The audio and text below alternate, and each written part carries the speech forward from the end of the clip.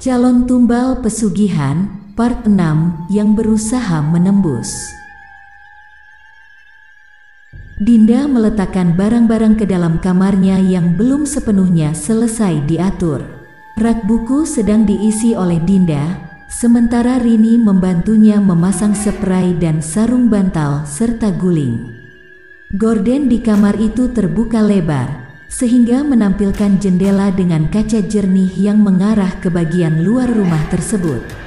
Pemandangan dari jendela itu tampak sangat indah dan luas, membuat siapa saja yang menatap keluar balkon akan merasa senang. "Itu bukan sih rumahnya Neng Hesti dan Roy?" tanya Rini sambil menatap satu rumah bertingkat yang letak garasinya berhadapan dengan sepertiga rumah Dinda. Dinda pun ikut melihat ke arah yang Rini maksud, lalu menganggukkan kepalanya tak lama kemudian. "Benar, Rin, itu memang rumahnya Neng Hesti. Tapi itu bukan rumahnya Roy," jawab Dinda. "Lah, kan Neng Hesti udah nikah sama si Roy. Jadi rumah itu sekarang jadi rumahnya Roy juga dong," protes Rini. "Entahlah, gue merasa enggak srek aja gitu kalau harus menyebut rumah itu sebagai rumahnya Roy. Ya meskipun gue tahu kalau mereka udah nikah dan Roy juga otomatis jadi pemilik rumah itu karena dia tinggal di situ, gue tetap merasa berat untuk mengatakan kalau rumah itu adalah rumahnya Roy. Lebih enak kalau gue sebut itu sebagai rumahnya Neng Hesti," jelas Dinda yang sadar akan arti protes dari Rini saat itu. Rini hanya bisa menggeleng-gelengkan kepalanya usai mendengar penjelasan dari Dinda mengenai maksud perkataannya. Sejak dulu ia sering sekali gagal memahami isi pikiran Dinda yang selalu saja bisa disebut complicated setiap kali sedang berbicara. Namun meskipun begitu, Dinda adalah orang paling pengertian terhadap orang lain, dan itulah yang membuat Rini tetap saja setia berada di sampingnya meskipun setiap saat harus menghadapi pikiran Dinda yang susah untuk diajak bekerja sama olehnya. Rumah itu bagus, warna catnya cerah, tapi kok rasa-rasanya kelihatan sangat suram ya? Seperti ada sesuatu di rumah itu yang mengusahakan agar rumah itu tidak terlalu mencolok di mata orang lain. Seakan sengaja membuat orang lain enggan menatap ke arah rumah itu, ujar Rini yang sejak tadi masih mengawasi rumah Neng Hesti. Dinda menghentikan pekerjaannya dan mendekat pada Rini. Ia berdiri tepat di samping wanita itu dan ikut menatap ke arah rumah Neng Hesti. "Lo masih ingat enggak sama kasus yang kita tangani di Solo sekitar 9 bulan yang lalu?" tanya Dinda. Rini mengangguk dengan cepat. "Kasus yang waktu itu memaksa kita mengawasi rumah Pak Nurmin dari jendela kamar di rumah Bu Saritem, kan?" Rini bertanya balik. "Iya, yang itu. Gue ingat kok. Memangnya kenapa? Persis kan suasananya kayak yang lo lihat saat ini ketika menatap ke arah rumah Neng Hesti?" "Nah, berarti di sana ada peliharaannya," jawab Rini. "Betul, ada peliharaannya si Roy di dalam rumah itu, cuma kita enggak tahu ada di bagian mana tepatnya peliharaan itu berada. Makanya aura rumah Neng Hesti tuh jadi suram kalau kita perhatikan baik-baik," ujar Dinda. Rini pun akhirnya paham dengan aura tak menyenangkan yang ia lihat saat itu di rumah Hesti. Dinda pun kini kembali mengerjakan apa yang tadi sempat ditundanya sebentar. Menyusun buku-buku miliknya ke dalam lemari dan juga beberapa barang penting. Rini masih mengawasi rumah itu dalam diamnya. "Roy itu dulunya orang kampung Cijanur juga atau bukan, Din?" tanya Rini. "Bukan, gue baru lihat dia hari ini dan enggak pernah lihat sosoknya saat masih tinggal di sini dulu. Entah di mana Neng Hesti bisa kenal sama dia dan sampai meninggalkan Kak Agil," jawab Dinda. Rini pun menoleh sambil mengulum senyum usai mendengar jawaban Dinda. "Apapun pertanyaan yang gue ajukan, pasti ujung-ujungnya Elo bakalan menyinggung nama Kak Agil." "Yakin?" Kalau Elo mau lupain Kak Agil, goda Rini. Dinda menarik nafasnya selama beberapa saat, lalu kembali berbalik dan menatap ke arah Rini. Gimana caranya gue bisa menghindari hal kecil seperti itu, Rin? Masalahnya, masa lalu gue dan Neng Hesti itu memang terhubung sama Kak Agil. Jadi, apapun pertanyaan yang lo ajukan tentang Neng Hesti, pasti ujung-ujungnya akan selalu terkait dengan Kak Agil. Gue udah bilang kan sama Elo, kalau gue ini saksi mata atas apa yang pernah ada di antara mereka. Jadi meskipun semuanya udah banyak berubah, tetap aja kami bertiga terhubung karena masa lalu yang udah lewat itu. Dan soal niatan gue yang ingin melupakan Kak Agil, gue masih berusaha sampai detik ini, Rin. Gue pengen lupain dia, meskipun gue tahu kalau itu bakalan susah banget buat gue jalani. Jelas Dinda menguras semua isi hatinya di hadapan Rini. Rini pun tak sengaja melihat Dinda tengah membuka sebuah album kecil saat sedang membereskan buku-bukunya ke dalam lemari. Ia sempat mengintip sebentar ke balik pundak Dinda, namun teralihkan oleh suara keras yang tampaknya berasal dari luar jendela. BRAKKKK. Refleks Dinda dan Rini pun segera berlari dari posisi masing-masing menuju ke arah pintu. Mereka membuka pintu yang mengarah ke balkon dari dalam kamar Dinda, lalu mencoba mencari-cari sumber suara yang tadi mereka dengar. Itu tadi suara apaan, Din? Tanya Rini, yang kini tampak ketakutan. Enggak tahu, Rin, tapi tenang aja, gue enggak merasakan kehadiran apapun di sini saat ini, jawab Dinda. Ya udah, kita masuk lagi aja yuk. Gue merinding banget, nih, ajak Rini sambil mencoba menarik lengan Dinda. Iya, ayo kita masuk, balas Dinda, sambil tetap menatap ke arah gerbang rumahnya yang baru saja hendak ditembus oleh sesosok genderuwo. Genderuwo itu tampaknya adalah yang tadi ia usir suruhannya dari warung tongseng milik Jaya. Namun Dinda belum tahu apakah itu adalah inangnya atau bukan. Ia harus menatapnya dari dekat jika ingin tahu bahwa itu adalah inang si genderuwo atau masih berupa suruhan dari pemelihara genderuwo tersebut. Ia sengaja menutupi yang ia lihat dari Rini, karena ia tak mau Rini merasa ketakutan setiap saat. Mereka sudah kembali berada di dalam kamar Dinda, namun Dinda masih berupaya mengawasi genderuwo yang berusaha masuk ke halaman rumahnya tersebut. Din, gue turun dulu ya. Mau mandi dulu sebelum waktu salat maghrib tiba, ujar Rini. Iya, balas Dinda, singkat dan tenang. Setelah Rini benar-benar turun ke bawah, Dinda pun segera kembali ke balkon dan menatap ke arah genderuwo tersebut. Ia menatapnya lekat-lekat dan sama sekali tak menunjukkan rasa takut. Ia seakan tengah menantang genderuwo itu agar balas menatap ke arahnya. Ayo, lihat ke sini dan biarkan aku tahu bahwa kau itu hanya utusan atau benar-benar inang peliharaan tuanmu, desis Dinda, tak main-main. Waktu baru menunjukkan pukul 7 malam. Waktu salat Isya baru saja berlalu beberapa saat yang lalu. Agil kembali membuka warung tongseng bapaknya setelah rehat sejenak untuk salat Isya.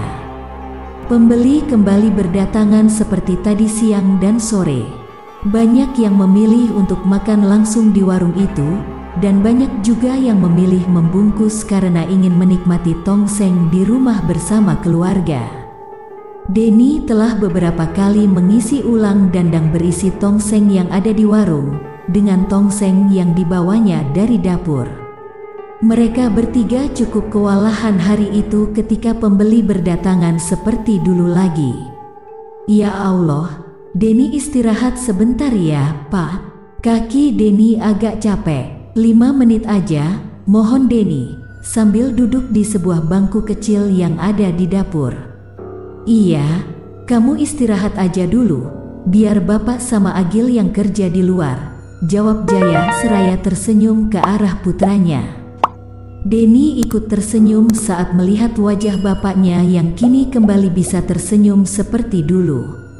Denny masih mikirin tentang Neng Dinda. "Pak, kok bisa ya? Setelah kecelakaan Neng Dinda jadi bisa melihat makhluk-makhluk halus begitu?"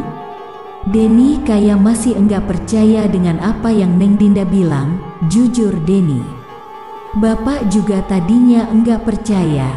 Tapi masalahnya, tepat setelah Neng Dinda mengusir dan membakar benda yang dia ambil dari tiang penyangga tenda di depan, warung kita benar-benar kembali ramai seperti dulu. Bahkan, Agil sendiri yang diminta membantu mengangkat tiang penyangga tenda itu, dan Agil saksinya sama Neng Rini. Itu Neng Rini benar-benar pucat kayak mayat waktu Neng Dinda lagi berusaha ngusir makhluk yang dia lihat.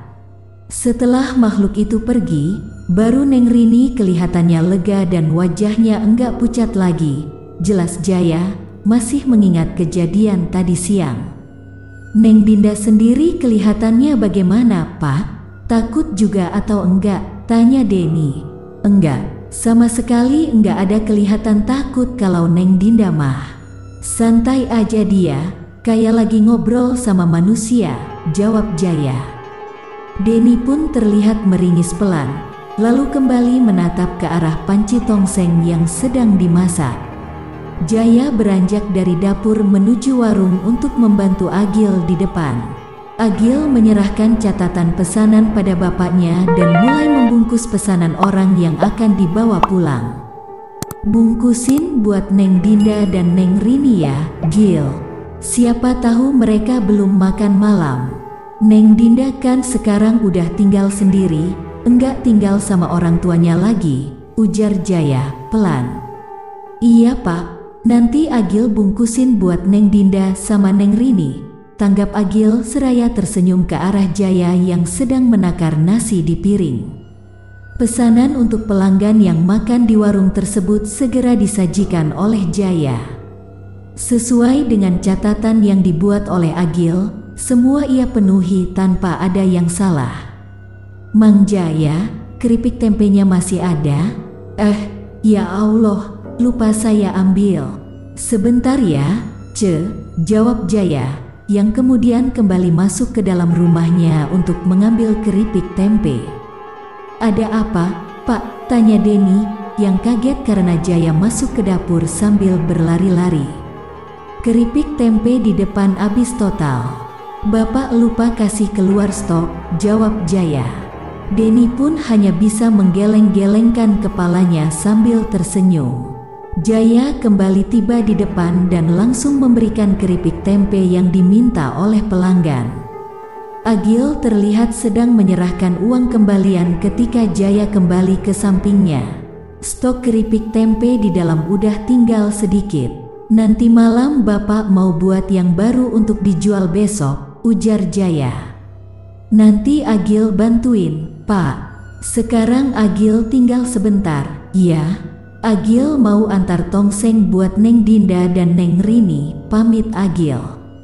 "Iya, sok atuh diantar sekarang.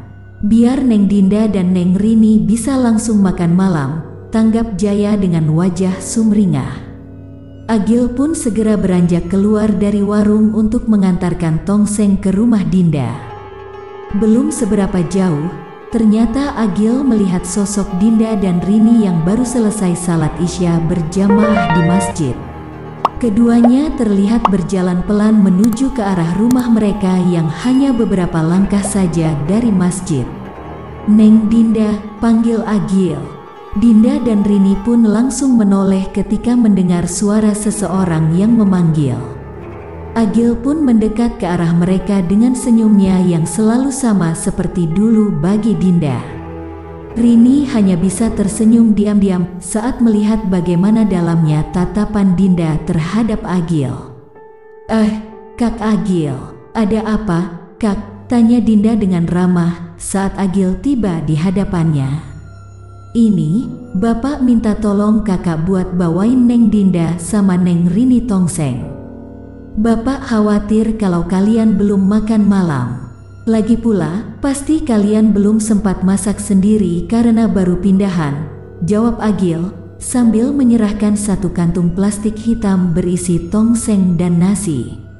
Masya Allah, kenapa Mang Jaya harus repot-repot begini? Dinda jadi enggak enak, ujar Dinda. Enggak perlu merasa enggak enak, Neng. Neng Dinda juga kan udah bantuin kami sekeluarga tanpa diminta.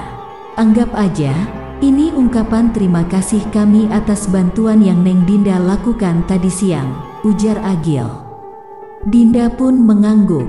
Kalau begitu, tolong kasih tahu sama Mang Jaya kalau Dinda juga berterima kasih atas pemberian tongsengnya.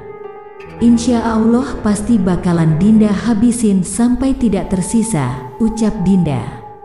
Iya Neng, nanti Kak Agil sampaikan ke Bapak. Kalau begitu, Kak Agil pulang dulu ya, pamit Agil.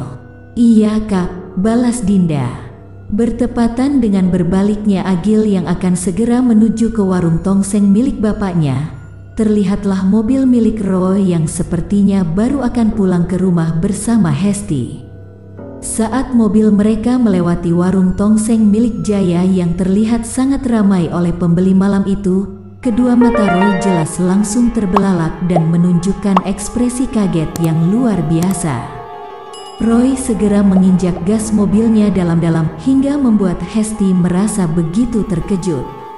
Bahkan, Dinda dan Rini yang mereka lewati saat itu juga ikut segera menepi ke pinggir. Agil kembali berbalik saat menyadari kalau Dinda dan Rini mungkin saja kaget karena ulah Roy barusan. Hei, kalian berdua enggak apa-apa kan? Tanya Agil yang kembali berlari ke tempat tadi.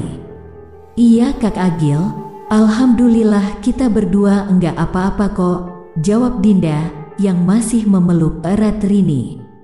Agil tahu Dinda pasti akan memilih melindungi Rini daripada dirinya sendiri. Hal itulah yang membuatnya kembali berlari menghampiri kedua gadis itu. Tatap mata Agil tertuju tajam pada mobil milik Roy, sementara Roy sendiri terlihat tak peduli dan lebih memilih segera masuk ke dalam rumahnya. Dasar laki-laki enggak waras, umpat Agil pelan, sambil terus merangkul Dinda tanpa sadar.